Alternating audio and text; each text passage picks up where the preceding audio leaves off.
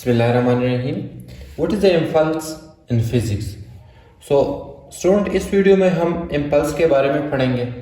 सबसे पहले डिफाइन करेंगे इम्पल्स को कि इम्पल्स का जो बेसिक डिफिनीशन है वो क्या है।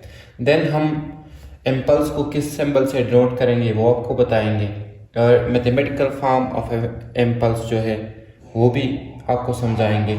इसी तरह जो यूनिट ऑफ इम्पल्स है और इम्पल्स स्केलर है और वेक्टर, वो भी हम इस वीडियो में आपको बताएंगे। इसी तरह जो ग्राफ भी है इम्पल्स का वो भी हम आपको समझाएंगे। सो इम्पल्स का जो डिफिनीशन है वो इस तरह है कि the product of force and duration of time in which the force is act is called impulse. सही है कि इम्पल्स प्रोडक्ट है किस चीज़ का, फोर्स का, और जो टाइम लेगा फोर्स, ठीक है, इन विच द फोर्स एक्ट, और वो टाइम जिसमें फोर्स क्या करेगा, एक्ट करेगा, तो उसको हम फिर क्या कहेंगे, उसको हम कहेंगे इम्पल्स। तो ये हो गया इम्पल्स का डिफिनीशन कि the product of force and the duration of time in which the force is act is called impulse. अब इम्पल्स को हम रिप्रेजेंट या डिनोट करते हैं सिंबल जी से, ठीक है। Impulse is denoted by J, ठीक है, सिंबल जे से।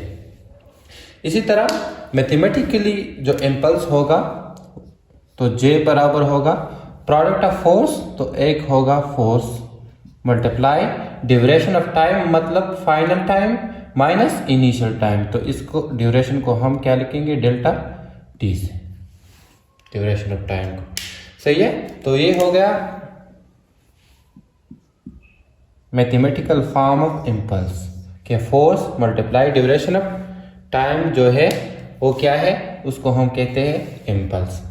इसी तरह यूनिट ऑफ इम्पल्स जो है, तो यूनिट ऑफ इम्पल्स फोर्स का क्या यूनिट है, न्यूटन, और टाइम का क्या यूनिट है, सेकंड। तो यूनिट ऑफ इम्पल्स क्या हो गया, न्यूटन एंड सेकंड। इसी तरह इम्पल्स इज वेक्टर क्वांटिटी।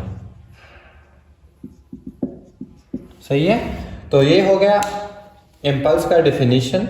इस तरह इम्पल्स को हम सिंबल जे से डिनोट करेंगे।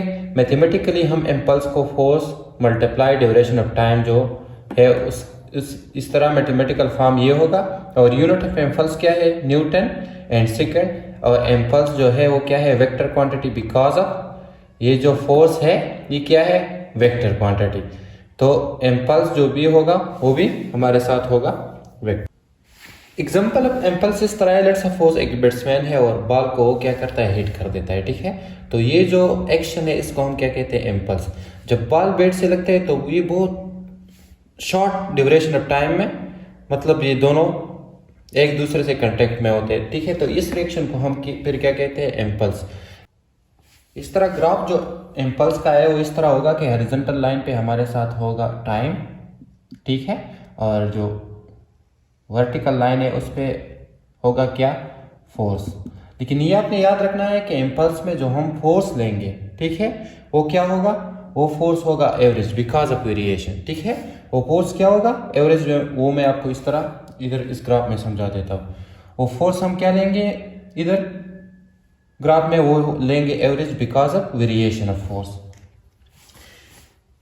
इम्पल्स में जो हम टाइम लेते हैं वो क्या है, final time minus initial time. Let's suppose ये टाइम 1 जो इनिशियल टाइम, और ये टाइम 2 जो कि है, और जो फोर्स होगा वो टाइम के मुताबिक वेरी होगा, ठीक है, इम्पल्स में। इसी तरह इसका क्या मतलब हुआ कि इनिशियली जो फोर्स होगा वो कम होगा, और इसी तरह वो ग्रेजुअली इंक्रीज होगा, लेकिन फिर एक पॉइंट पे वो मैक्सिमम होगा और अगेन वो क्या होगा, डिक्रीज होगा। जिस तरह एक बैट्समैन बॉल को हिट करता है तो इनिशियली जब बॉल बैट को आता है तो उस वक्त फोर्स कम होता है, लेकिन जब वो हिट हो जाता है तो उस टाइम के मुताबिक वो वेरी होता है, फोर्स मैक्सिमम होता है, और फिर दोबारा वो कम होकर ग्राउंड पे आता है, ठीक है।